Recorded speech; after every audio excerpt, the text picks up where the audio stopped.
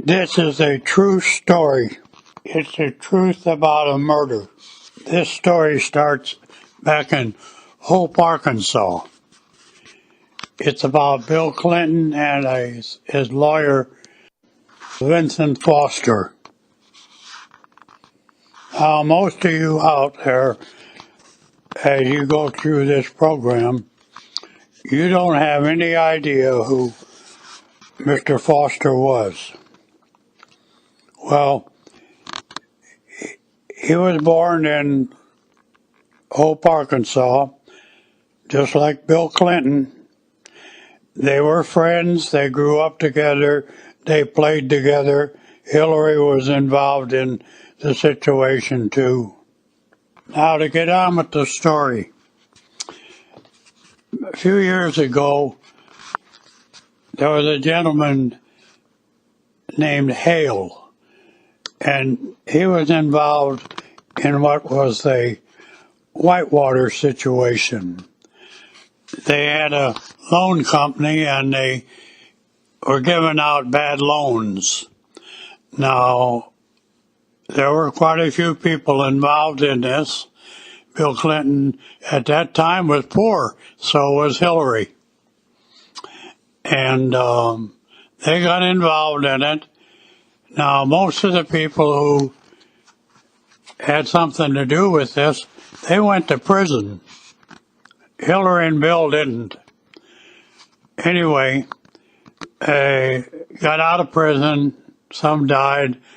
Some are still alive. Foster was involved in the situation and is to be Bill Clinton's lawyer. Now, what he was doing, he was investigating the situation in Arkansas, which is called a whitewater. Now, in the beginning, I mentioned something about a murder.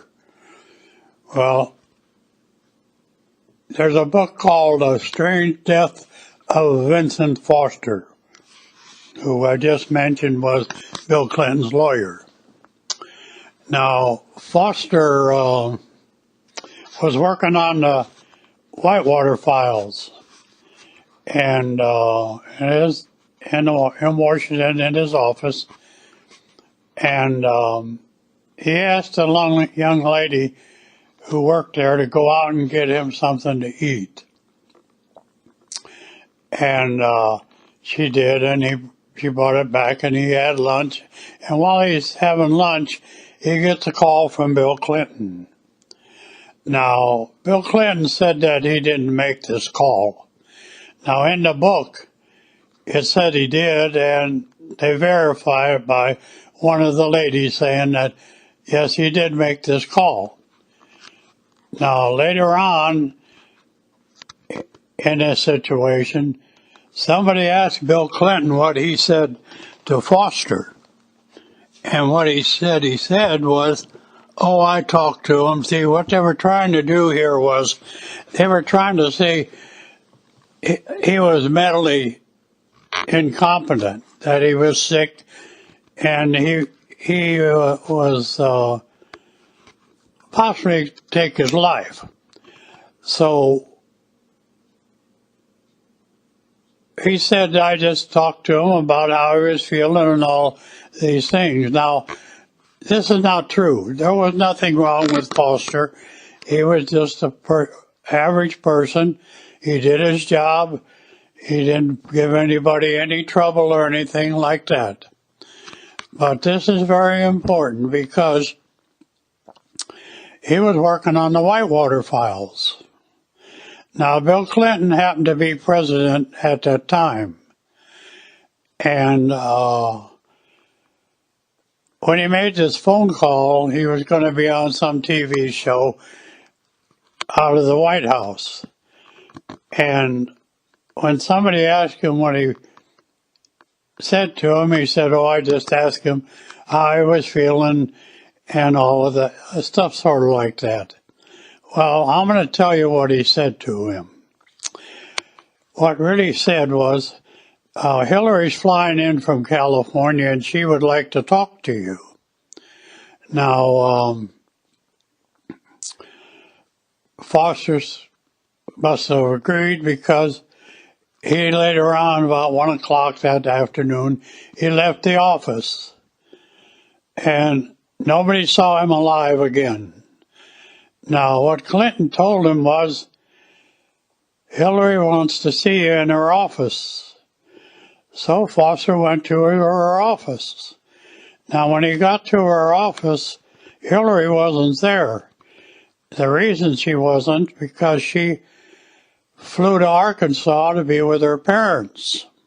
This will all fit into the story a little later on. Now, what happens next is, when he gets to Hillary's office, the bodyguard Livingston is there, and a honcho of Clinton's named Kennedy is there, and they said, well, Hillary's running late, so how about having some wine? Now, the reason I mentioned the wine is because when Foster was found dead, he had wine on his clothes, and he had puke too. So that tells you that he had wine, and also he may have been poisoned. Now, what I'm going to tell you here is the truth. He was either knocked out or he passed out on the carpet. Kennedy held his mouth open, and Livingston put a small caliber revolver in Foster's mouth, and he fired it. He fired it twice because when they took the autopsy, they found a neck wound from a small bullet. Now, after they killed Foster, they rolled him up in a carpet, very colorful carpet, because he had carpet stains all over his clothes. Now, this carpet is important, but the lawyers, they really didn't pay any attention to it.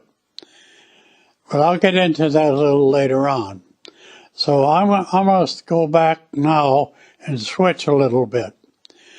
Let's go to the park. Now, this young man, he enters the park to relieve himself. And as he parks his vehicle, he notices a old Honda parked over at the other end of the parking lot. Those are the only two vehicles there. And this menacing-looking man was standing by it, and it kind of scared the young man. So what does he do? He runs up the hill, and he does what he has to do. And he comes down the hill, he sees his body. It's spread out, both arms from each side, no gun in his hand. And anyway, the kid gets scared.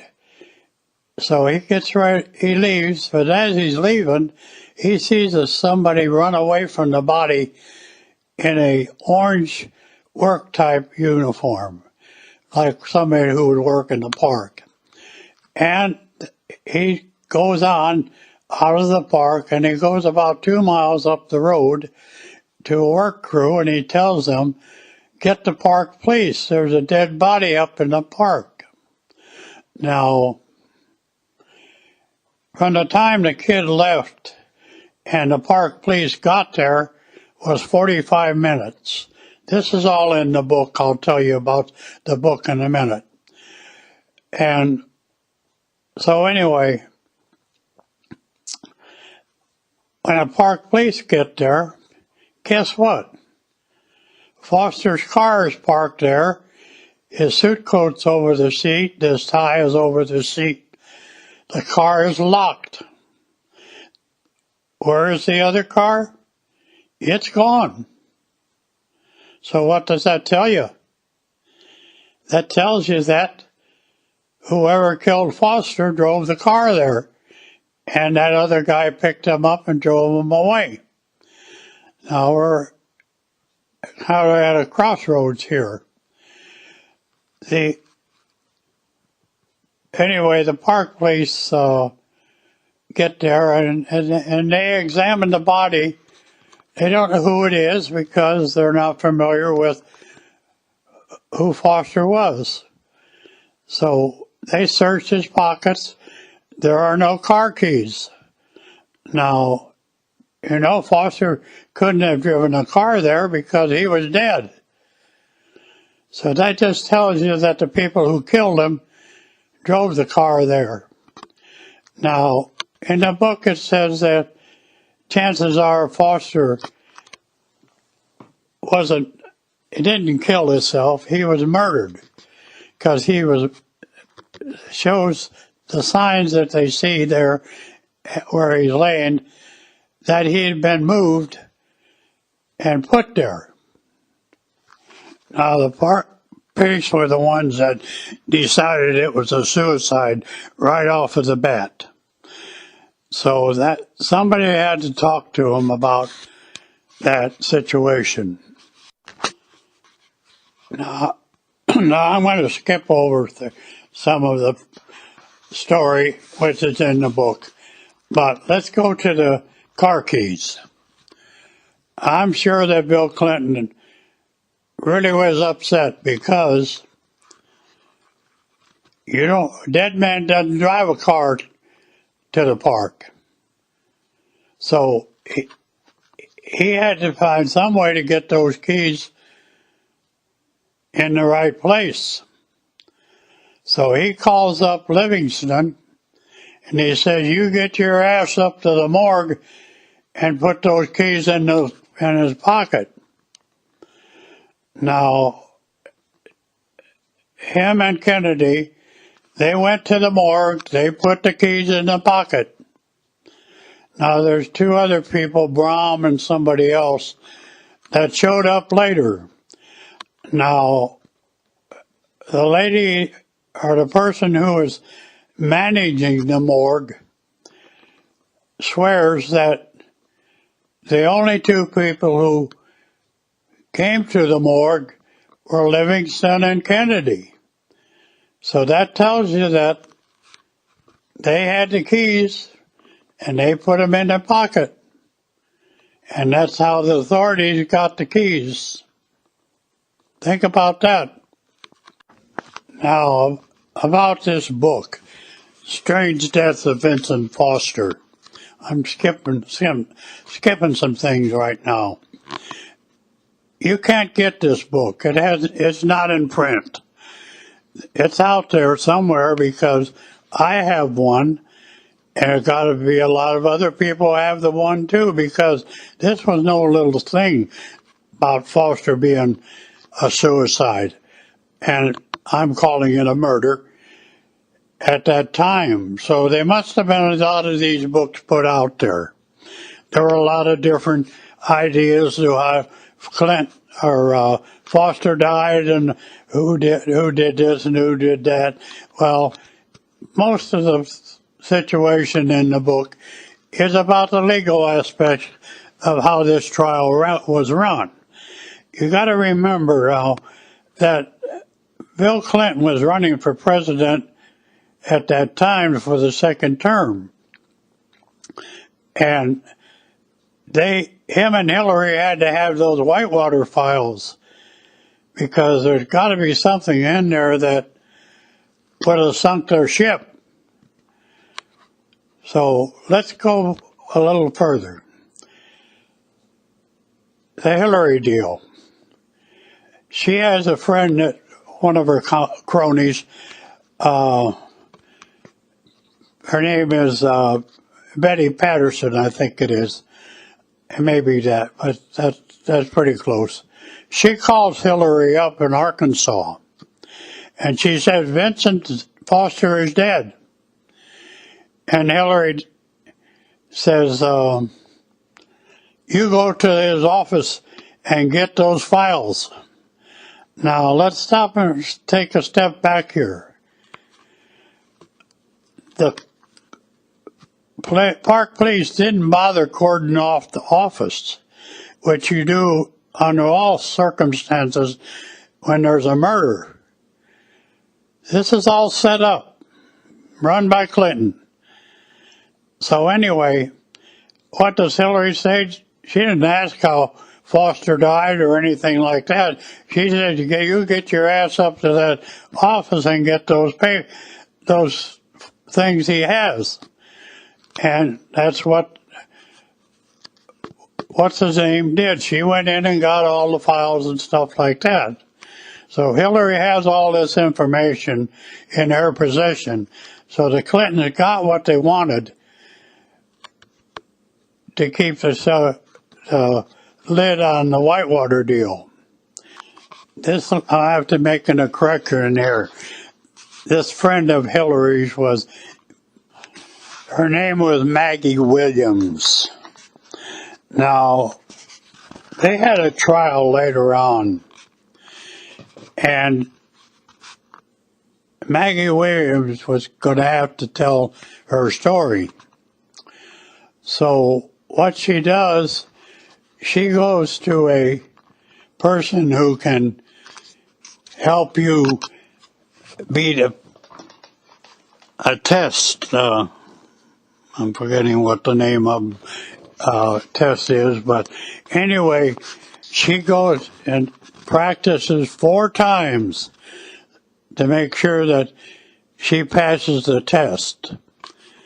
So it must have worked for her, because in the book it doesn't say any more about it, so she must have been able to beat the system.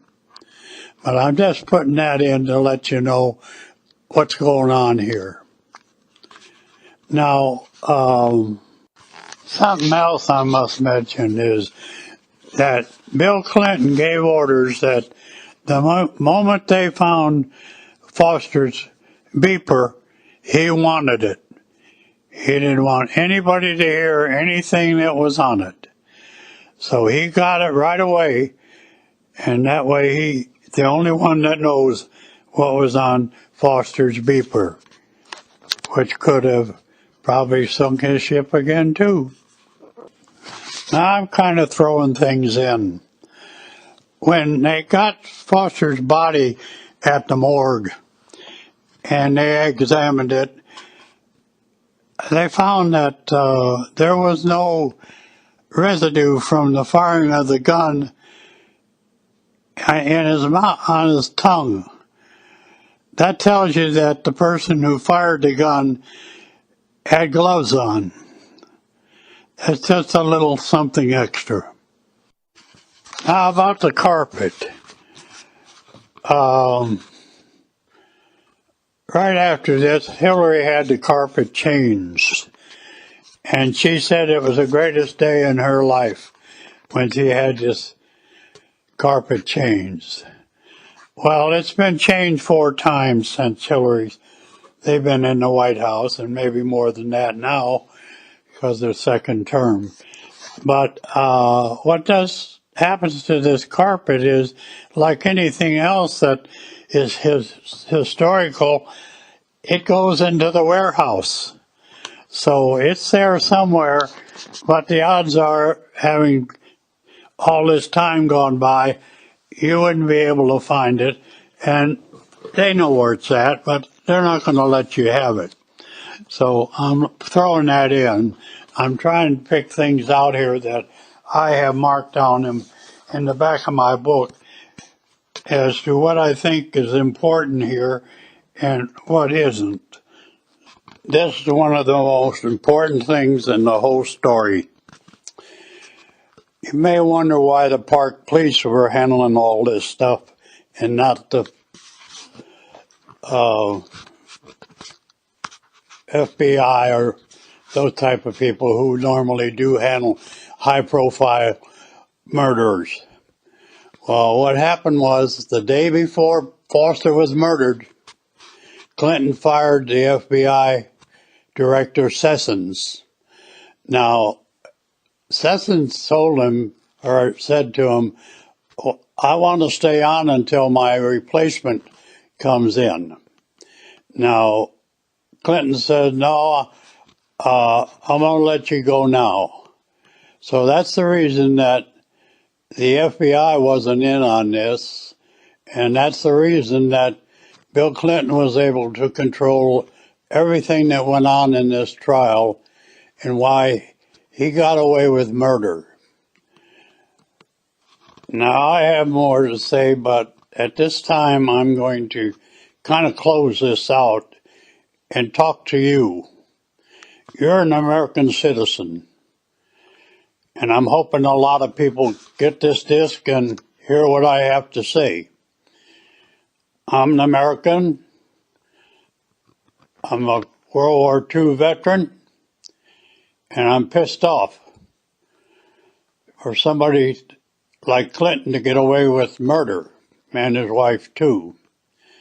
Now, if there are any Americans out there who can do something about this, what they need to do is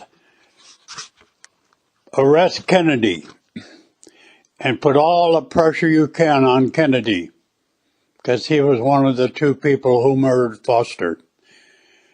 Pressure him, threaten him, do anything you can to get the information you want. And next, go to the bodyguard, Livingston. Now, if you do it right and you get Kennedy to talk, then you'll have Livingston. And you have to start out someplace, and the weakest link in this thing is Kennedy. If you get him to talk, then you can pretty well sew this thing up and prove what I just told you in my story. If you're anybody out there that can do what I'm suggesting, I'm sure there are a lot of you out there that got the guts to do it. So let's see what you can do. Start with Kennedy and then work yourself on up. Get Maggie Williams, and there are others I haven't mentioned that can be subpoenaed and made to talk. You put enough pressure on them, say they're going to spend the rest of their life in prison, they'll talk. So I'm wishing you the best of luck, and I'm hoping that you are an American and you step forward and you do what I believe you should do. We sent a lot of young men to war in World War II. They died. They died in Korea. They died in Vietnam. They died at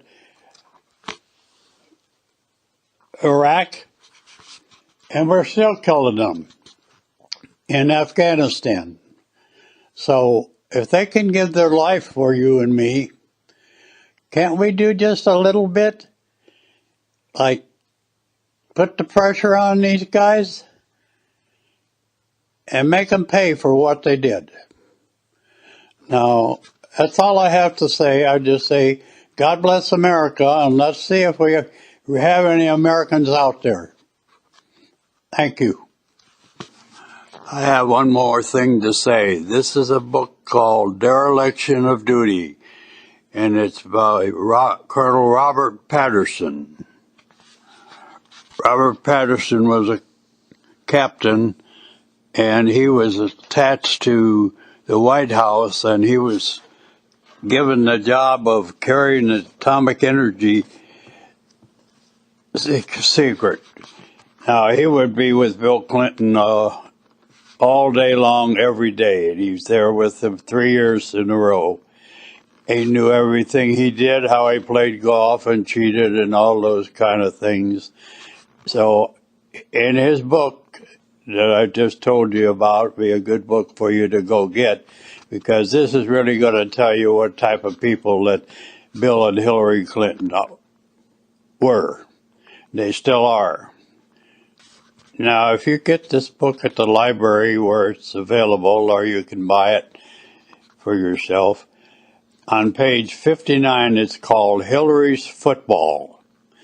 Now, what Mr. Patterson's going to do here, he's going to tell you about but a pink box, or we could say package. Now, this pink package belonged to Hillary.